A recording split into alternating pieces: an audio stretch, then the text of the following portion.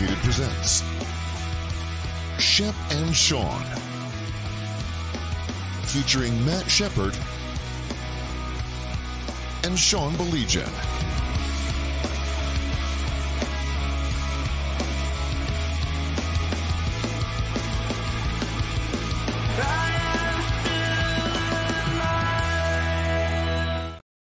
Hey, that sounds like a pretty cool band, Shep. Can you tell us a little bit about that band? That band is called Anti-Ghost. They have 4 albums. They got a 5th album coming out soon. That's my favorite song. It's a deep song. Anyone who experiences people who have some type of struggles in life should listen to that song, because my son wrote it.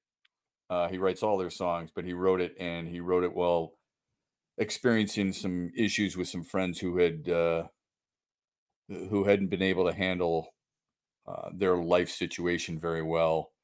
They left this earth way too early, and then it's about trying to move on. And it's pretty deep. It's pretty deep, but it's a very, very good song, and it's an excellent album. So yeah, Anti-Ghost. Let me reiterate that. I certainly wanted to give Shep's son's band some love there. Thanks, bud. Yeah, and he spells his name the right way. I mean, Shawn spells it the way you're supposed to spell it, S-E-A-N. Not that we were influenced by Shawn Baligian, but it wouldn't be a bad guy to be influenced by. How you been, man? You all right? Yes. You know, it's funny. We were now I have to tell you about kids' situations. I don't know if I told you this story. So New Year's Eve, Lauren asked us like a week ahead of time, my then 18-year-old, she said, "Can I have a few people over?" Nice. Now, if Shawn or your daughter, any one of your kids said, "Can I have a few people over?" What does a few people mean to you? How would you and Lisa define a few people? Well, if I'm being literal about them, it's the few is 3. And kids, probably maybe a half dozen. Maybe. Okay. Yeah, we had 30 some kids that showed up. It was That's cool. What happens when you're the party house. That's what you get for being the cool dad. So don't start bitching about it. No, I can't. You are the cool dad. Well, and you know what? She went all Ken Linsman on me. She did. She was a rat. She went full Ken Linsman on me, because I think at about 4:00 in the afternoon it hit her. She goes, "Okay, so are you guys ready for tonight?" And we're like, "Yeah, what do we need to be ready for?" And she was like, "You know, I'm having like 35 people over." And I go, "Oh, yeah. Whoa. You know, you said a few people. Yeah. Now, I told you you can't get mad. No. So we're having a few people over tonight as well." And that was the first question that I asked. I said, "How many?" You know, don't give me few. And she was like, "Probably the same amount." So yeah, we're going to have like 30 some odd 18, 19-year-old kids. Look, but let's be honest. You love it. I want my house to be the hangout house. 100%. Okay. Now, I don't have a pool and a butler like you do. If I had a pool and a butler like you, then obviously all my kids, this would have been the place. For both the kids, this was kind of the hangout house. Although, Shep, I must confess to you, I am a little agitated that it's tonight. I think a lot of people, yours truly included, thought that the Stanley Cup final would be over, and that damn Edmonton team will not go away. I am so glad that it's continuing. I had this conversation with somebody the other day. I'm sure you've already done it, so I apologize if it's rehashing it.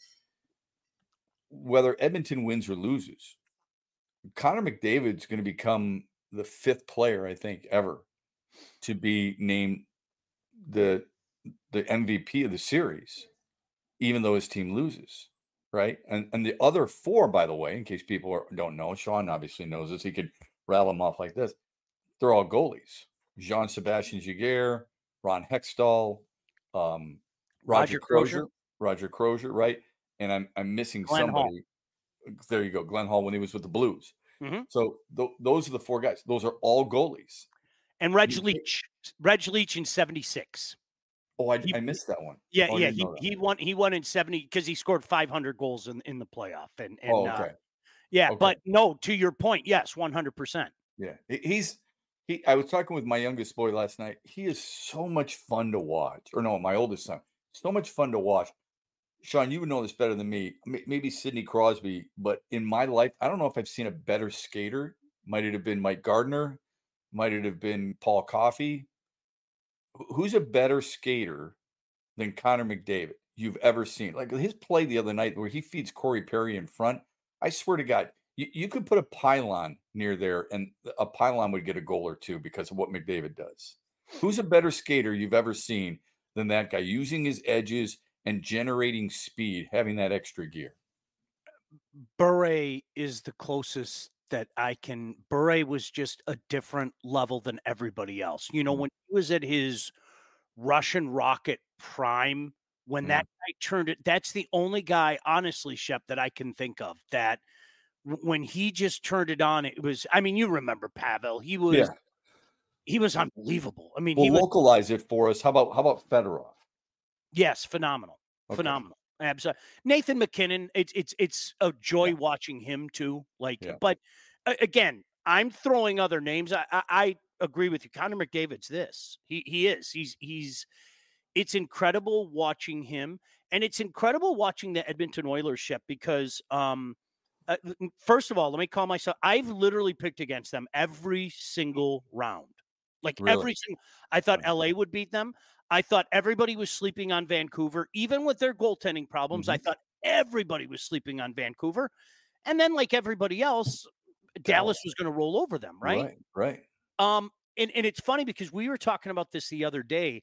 At what point in time do you stop talking about what the other teams aren't doing and start talking about what Edmonton is doing? That's a good point.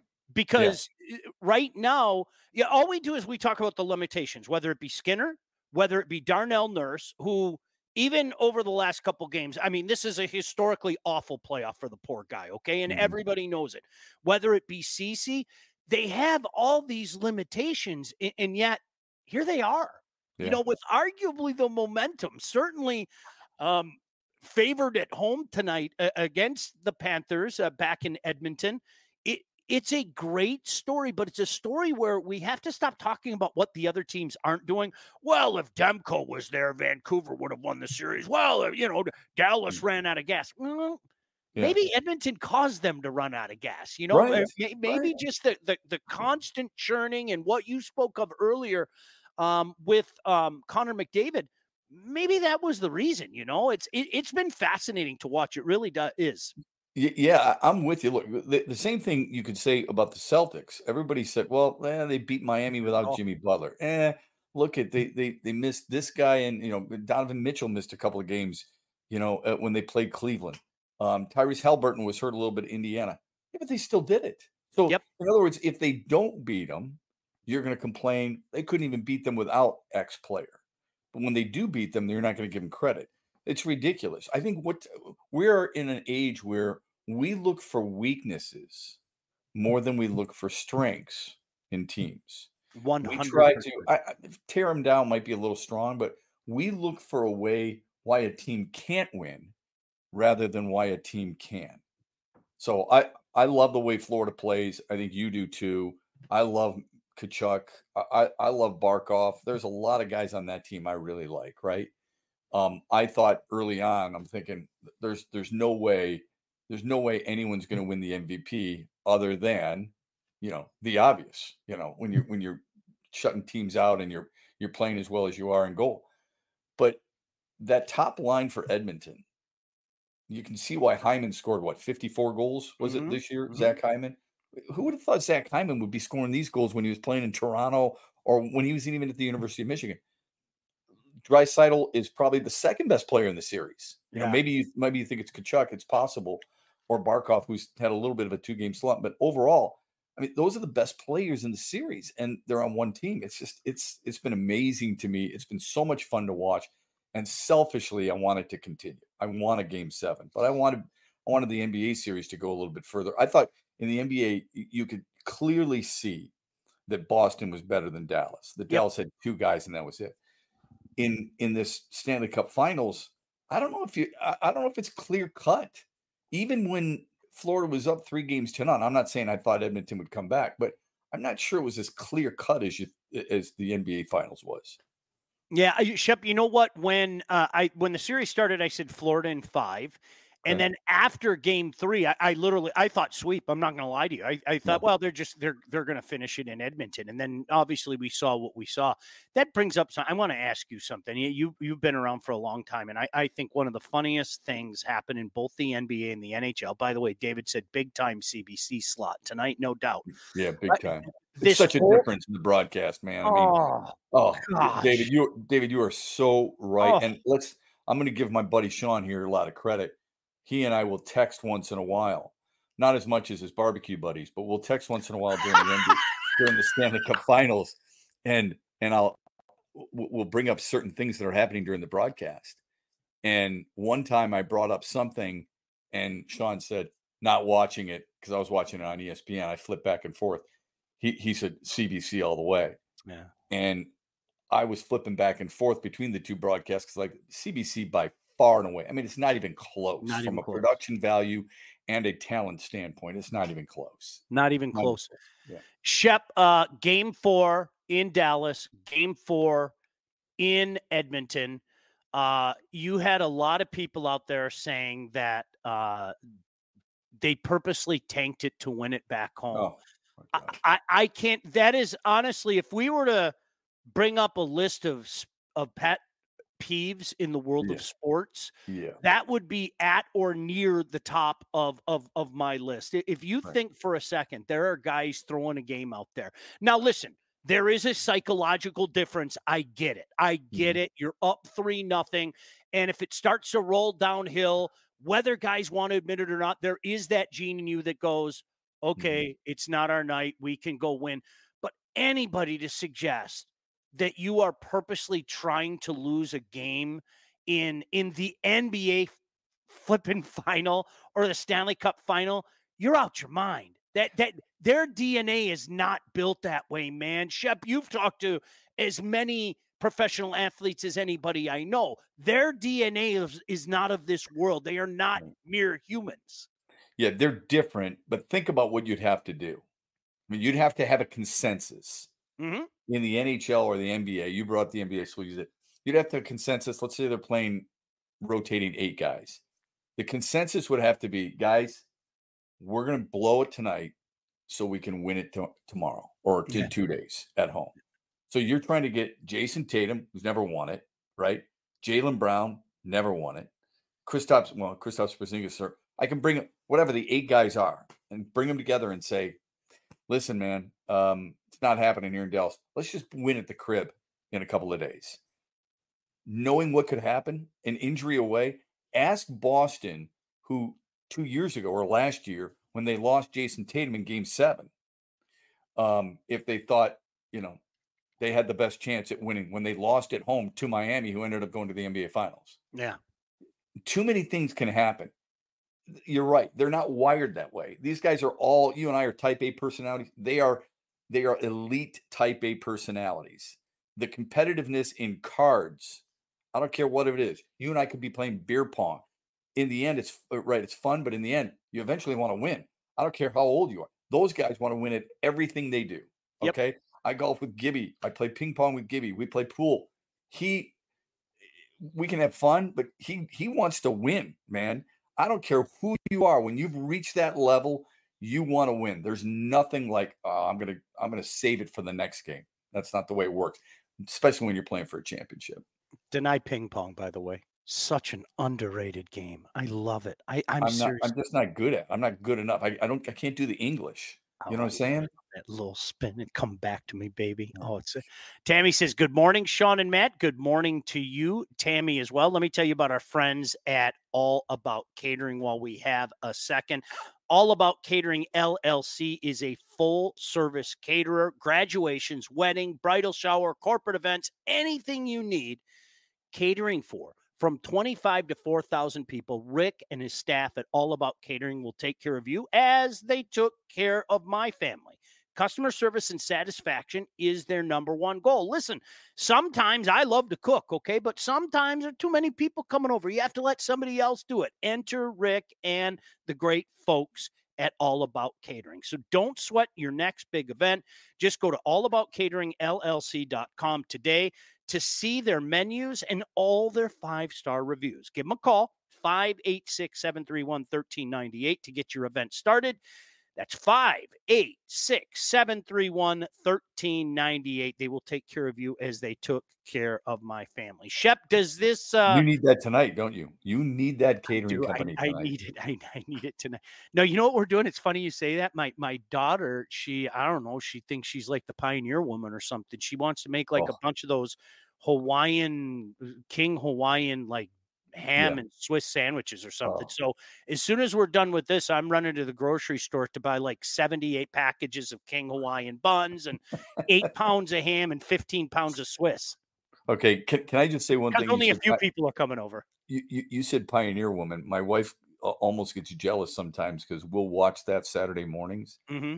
And I oftentimes say, if you could have a neighbor, would you not want her as your neighbor? Oh. Just because they got leftovers, they've got some extras. You're inviting her over on a regular basis. What can I bring? Well, here's what you can bring. I noticed on your show last week, you made this. Can you bring that? The food that she makes is the food you and I love. Absolutely. I mean, I've seen your tweets about the barbecues that you got. Looks really good.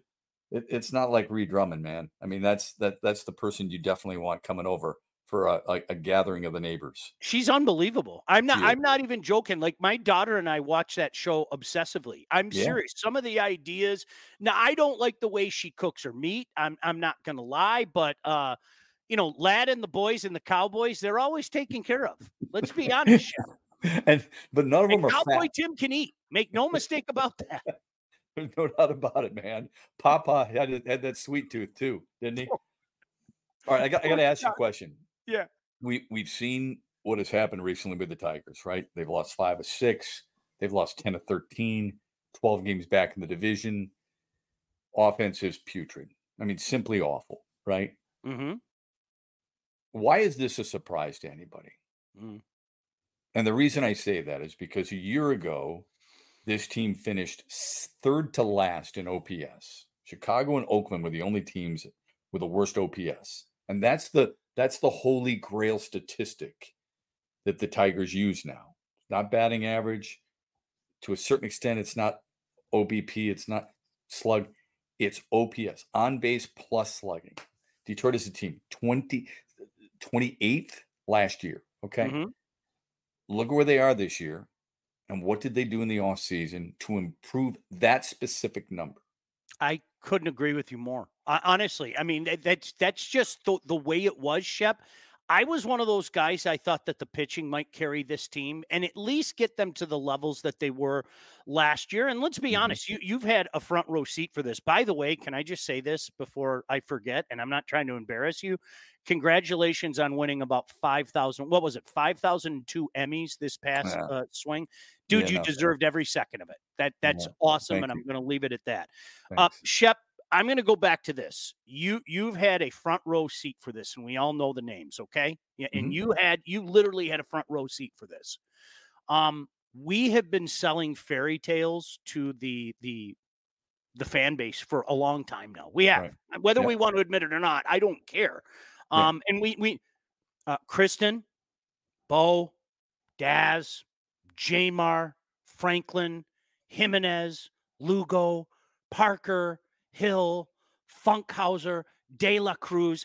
These are all names that are etched in my brain, okay? Guys that we never saw. We never saw them.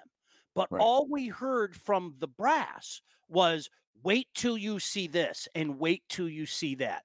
So we've been sold these fairy tales for a long, long time. Yeah. And unfortunately, the reality is, and we learned this during Dave Dombrowski's regime, I might add, for all the names out there, for all those, cute little names, this guy can't miss, that guy can't miss. The reality is only a couple of them are going to hit. That's just the reality of it. Including pitchers. Yeah, and I'm not being mean, Shep. I'm speaking factually because I'm not one of those. I'm not rooting against any kid. Number one, good for them as a human being. Number two, it helps my team. But I think whether we want to admit it or not, there was a little bit of that dynamic going on heading into this year. Well, don't worry. I'm guilty.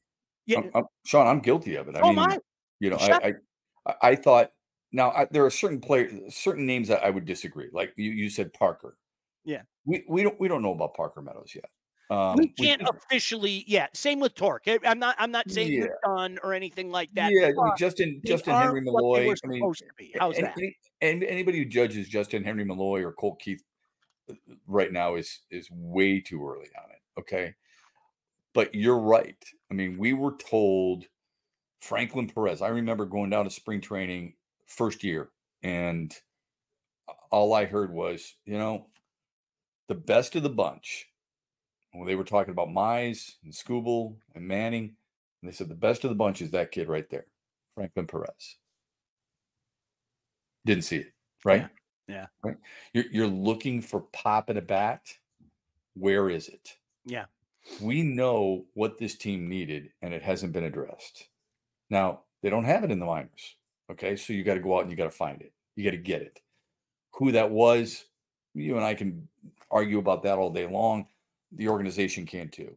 My point is they didn't do what many people had hoped they were going to do and address their biggest need. Now, it doesn't help that Carpenter got hurt, and it doesn't help that Torkelson regressed a little bit. Doesn't mean I'd give up on either player. I'm just saying they were part of what I think the organization thought was going to be really important and a key part to moving that OPS number forward. But they haven't done anything to help any of these young guys nurture them along, Yeah. With who? Like Mark Canna's not a home run hitter. He's only hit more than 20 once in his career.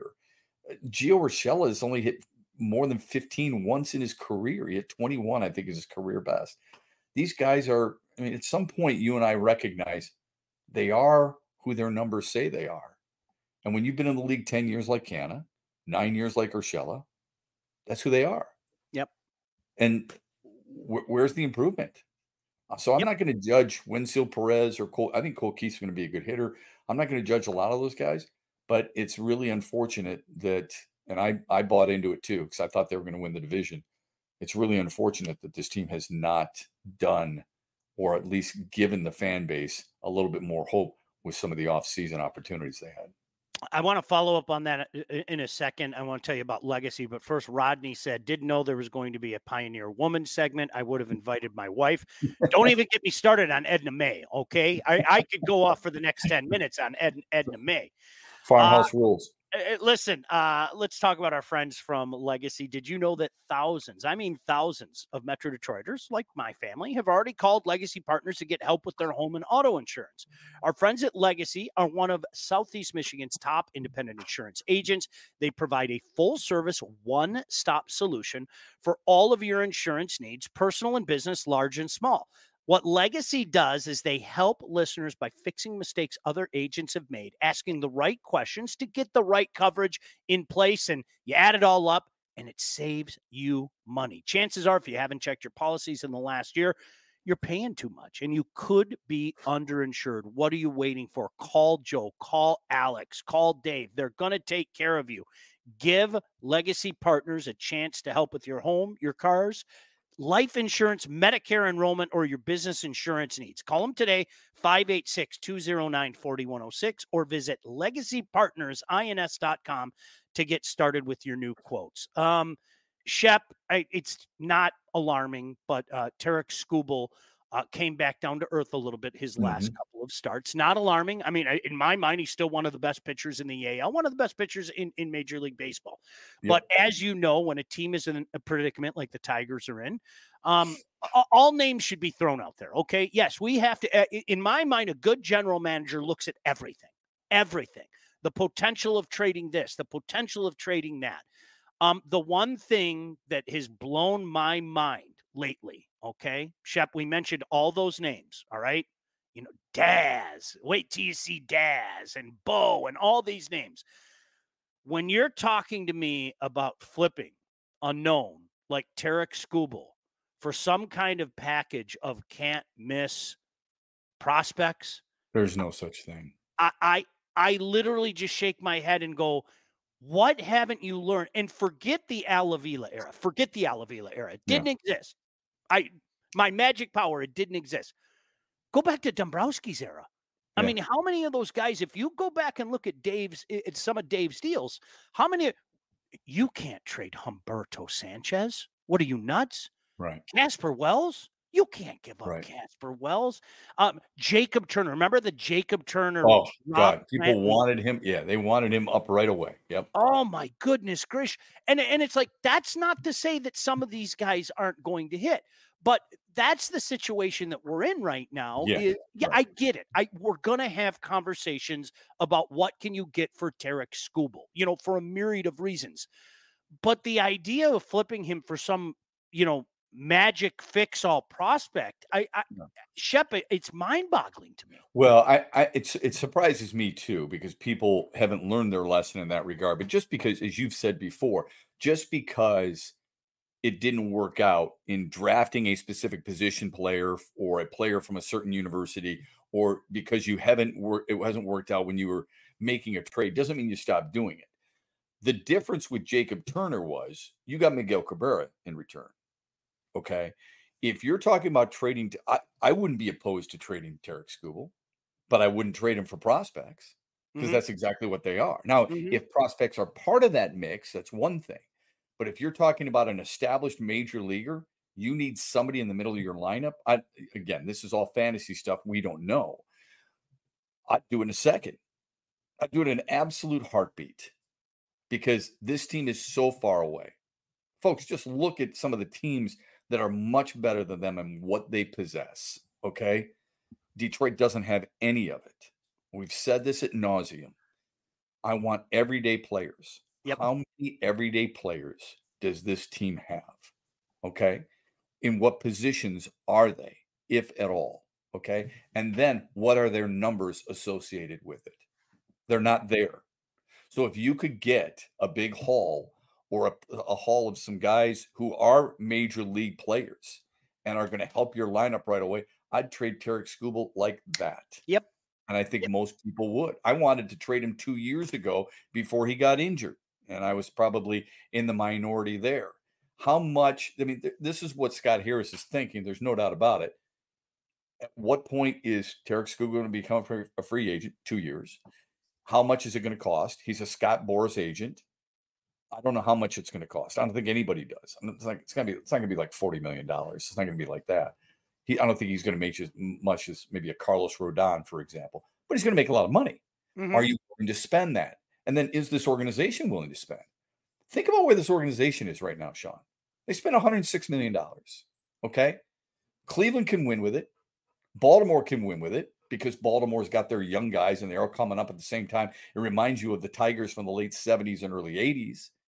But $106 million in this market, ridiculous. Yeah. Should be at least 150, 140 at the minimum. Okay. Hey, but by the way, your former broadcast partner, Cameron Maben, was another one of those guys. Remember, 5-tool guy. You can't get rid of Cameron Maben. What are you, nuts? Right. You don't but get rid of a talent like that. You lose Cam, a highly thought of prospect, and you lose Jacob Turner. And you lose Rob, who was it? Rob Brantley, the catcher? Brantley, yeah. 2012 was that one. Yeah. Right. So, but look what you got back in return. You got Cabrera and Dontrell Willis in return. There's a huge difference. Those aren't prospects. Okay. You're giving up prospects. Prospects are Houston. Justin Verlander to Houston for Jake Rogers, Daz Cameron, who you brought up earlier, and Franklin Perez. Those are the three guys you got for Justin Verlander. A Hall of Fame pitcher. Everybody knew it. Okay. A guy who you saw firsthand was ready to compete for a Cy Young on a yearly basis. And you got those three players back. Were they high prospects for Houston? Yes. Not their highest, but they were high prospects for Houston. That's what you're looking at? That's what you want? Because they're rated high prospects. Give me a break. Yep. No, that's and I'll tell you what, Shep, that's the way that I look at it, because even that, I mentioned Casper Wells. Tell me that Doug Fister wasn't exactly what that team needed in 2011, and they went on that run and ran away with the division. Tell me that wasn't exactly what they needed. And then, take a look at the one in 2012, Anibal Sanchez and Omar Infante. People forget Anibal Sanchez was sick for about a 2-year span. 2013, he was arguably their best pitcher. I mean, it was I was going to say, as good as anybody on that staff. Well, but here's what happens. I think we get burned in certain situations, and then it makes us tentative. John Smoltz, Doyle Alexander. Yep. If you're a Tigers fan, no matter your age, you've heard about it. So you're leery of giving up what you consider to be your best prospect, right?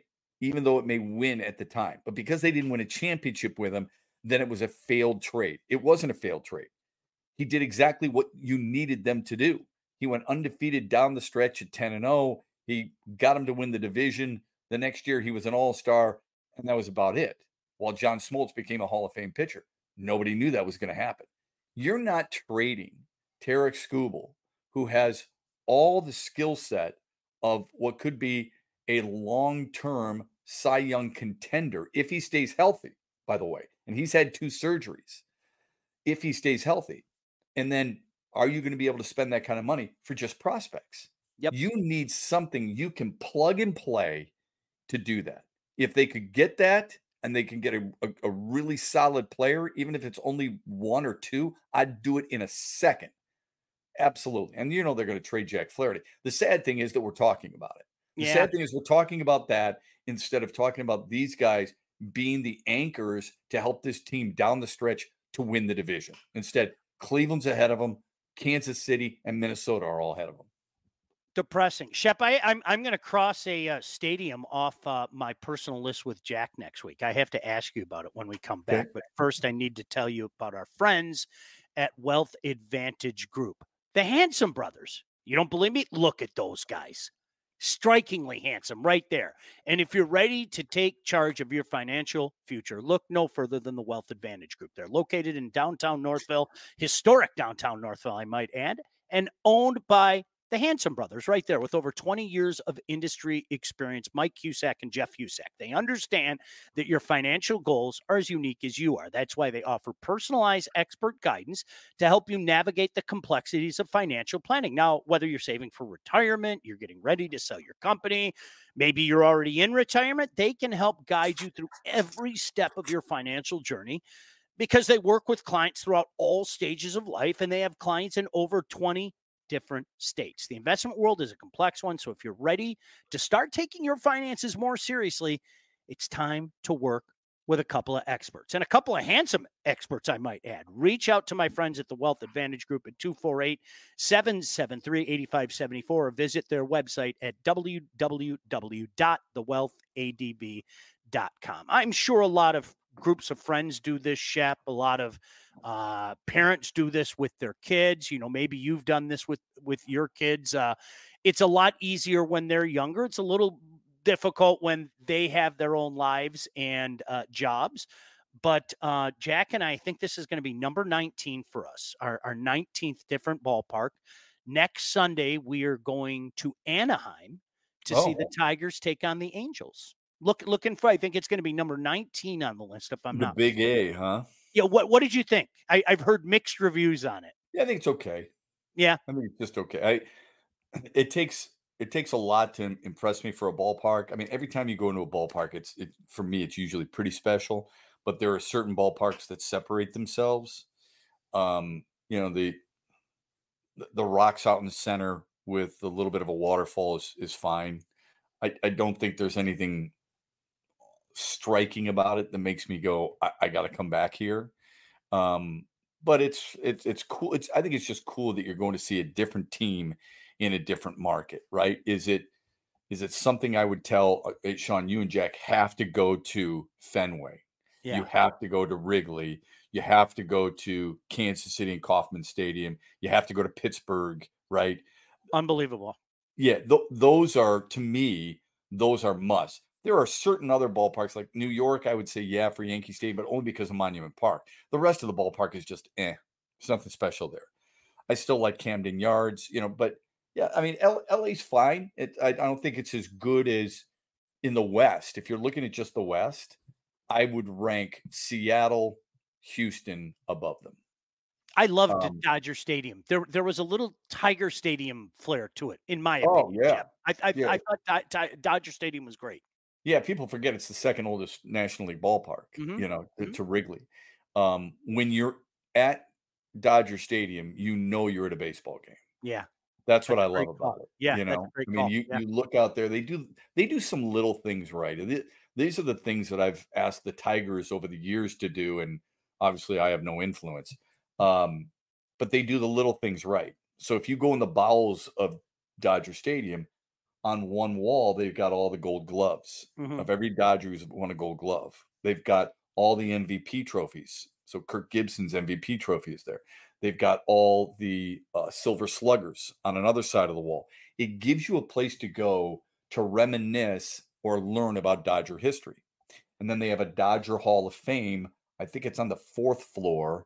It's between home plate and first base, because Gibby and I did an open from there last year. And they have a certain number of guys up there in the Dodger Hall of Fame. Where Monument Park, same thing, right? Yep. Fenway, you get the pesky pole where people sign their name, and then you go out into the green monster and you can sign your name out there, which is really cool. And I've done that.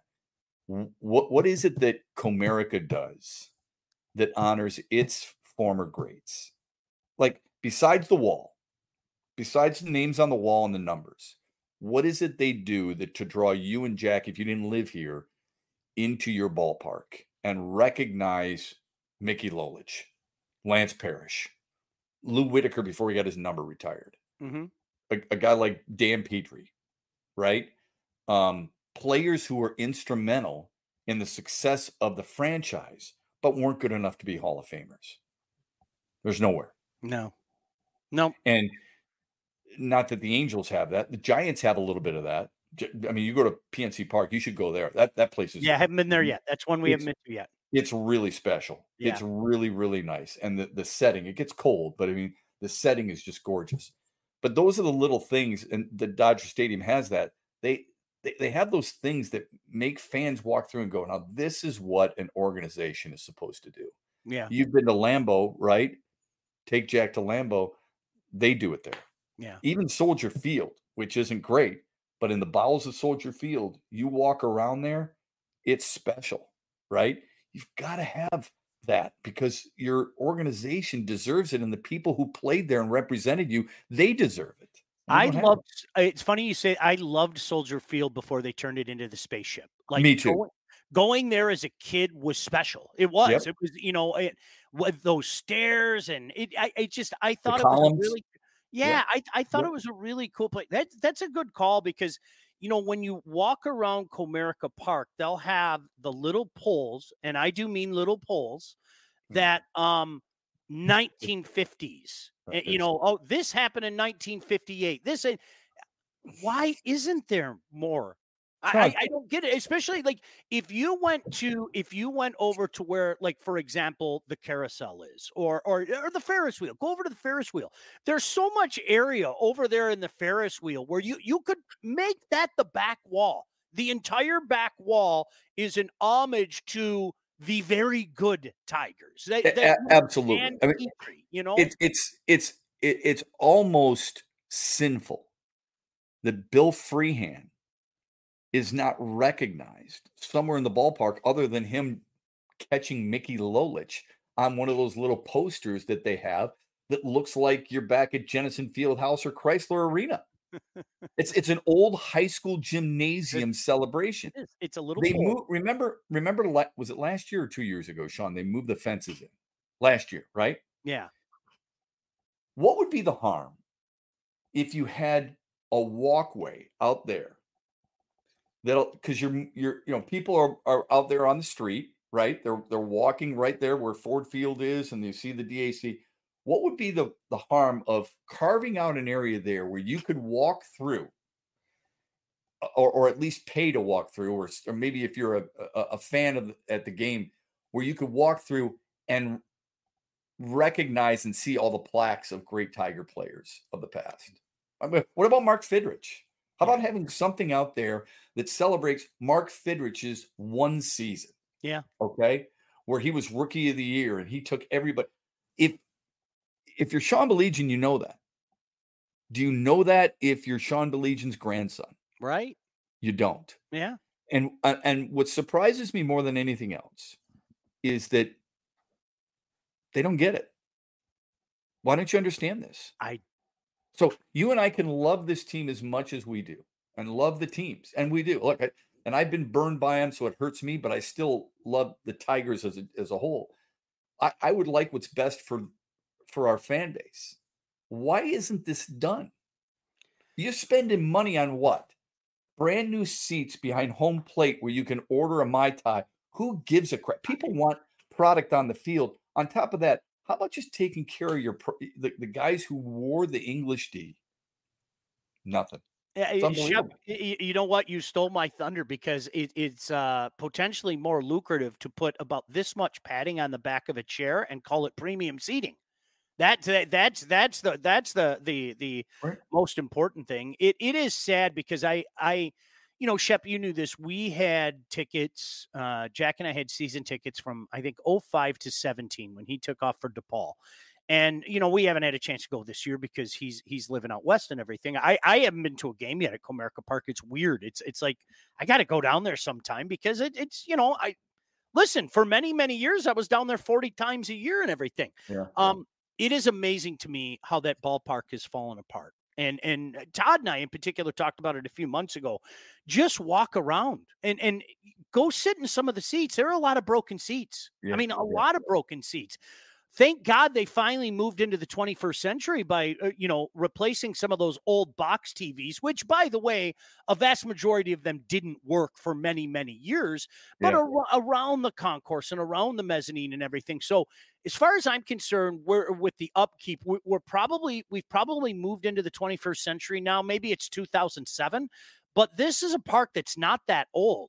That really looks and feels a hell of a lot older than it is. And I that's agree. surprising because, Shep, it's a beautiful park. Let me say it again. It's not Tiger Stadium. It'll never be Tiger Stadium. All of those things, I can separate both things. But you know what? I have a lot of great memories there. And I think it's a beautiful park. And it's sad to me that the Upkeep has been so shoddy.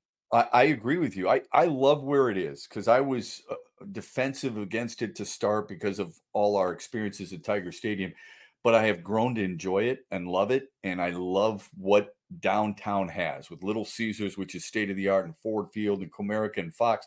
I love all that. Okay. I love the foot traffic. But you get another new scoreboard out there. I think it's the third one the ballpark has had, and you're still walking around a concourse that has, a fancy version of a high school poster up there to recognize your champions. Nobody does that. Like, people walk around. Shawn, I remember when I was with the University of Michigan, they were redoing Chrysler Center. They sent people from their university out to different places. So they went to Fog Allen Fieldhouse with us in Kansas. They went to Duke. We went to North Carolina. They went to UCLA. They went to all these different places and tried to get a feel for what they thought would be best when they refurbished, or redid, basically rebuilt Chrysler Center. I'm not saying Comerica Park has to do that, but all these people have been in enough ballparks to recognize there's some pretty special things that they give to fans while at the same time recognizing their tradition. And they have not implemented it. And I can't figure out for the life of me why. Why is it more important? Why is it more important to have another scoreboard out there instead of the other things? And I think the other things would cost less. I think you have to keep your priorities in order. You get another Tiger with a baseball in his mouth with the green eyes. I think you could fit maybe 5 more around the park, and then he gets mad and the eyes light up and, it scares opponents in their face. Well, so blow smoke out of the nose when you win. I mean, that's key, man. We need those priorities, man. We do. Listen, before we get out of here, who do you like tonight? Who do you like in the series? Well, I think you and I said this a few weeks back. If you were to have one team come back from 3-0, would it be Edmonton or Boston, or would it be Dallas? And you and I both said Edmonton. I would love to say Edmonton. I still think Florida's going to win the series. Me too. I'll take Edmonton tonight. I'm not a huge believer in momentum, Shawn, but I do believe that Florida is having a hard time figuring out how to stop Connor McDavid. And that top line, if Florida can stay out of the box, this is so obvious. If they can stay out of the box, then I'll give them a better chance. But damn, the Oilers offense, just electric. I'll take the Oilers tonight and Florida winning Game 7. How about you? You know what? I'm going to take Florida tonight, but it's funny. Well, that's because you're a hater. I mean, I am a hater. I no, I picked against them. I hate the Oil. I mean, I documented years, but no, you know what's funny? Shepard, if you remember in 2011, Detroit got down 0-3 to San Jose. And it was the Sharks, who have a history of gagging, and who can forget Johnny Nabokov, who, every April he turned into the, it's like Cinderella. He turned into a pumpkin, It was like, oh, it's April. I guess I'm not a good goalie anymore. But and Johnny Nabokov and the Sharks blew that lead to the Wings, and everybody and their brother thought, well, the Wings are going to finish this series. Right. And then Johnny Nabokov in Game 7 was huge. I mean, that's the game of hockey. Who would have figured it? And that's what's funny, because I heard so many people, well, if they force a Game 7, Edmonton all the way. And it's like, no, it doesn't work that way. Sorry. That's why I say about the momentum. People are like, oh, look at the momentum Edmonton had. Florida had the momentum earlier. Yeah. They're 3-0. So I'm not sure I necessarily buy that, but I love the way Edmonton's playing. And I guess selfishly, because I want a Game 7, because you and I both know there's nothing like it. We've covered it. We've been there. I'll take Edmonton tonight. I would love to be doing that Monday night. No joke. I would love nothing more than to be doing that Monday night. And Shep, you can come over. I'll have a big barbecue for a Thanks, brother. I appreciate it, man. It's great to see you.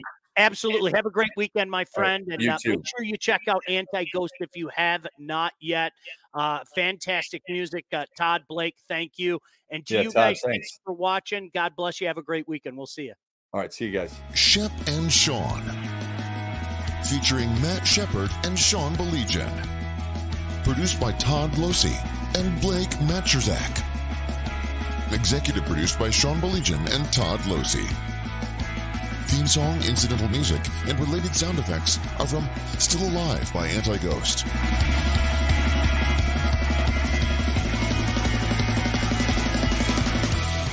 Engineering, mixing, and graphic design support provided by the Unsyndicated Podcast team.